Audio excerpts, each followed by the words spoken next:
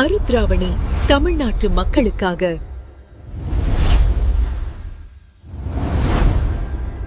ஆருத்ராவணி எல்லா பிரதேசங்களும் எனதே.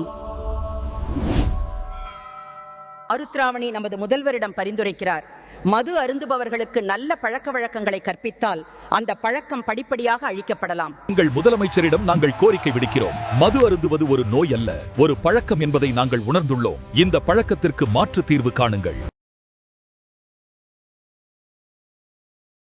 We request to our Chief Minister, when we return to home, to give free gifts of snacks to kids, flowers to wife, instead of we buy liquors at Tamasmack shops.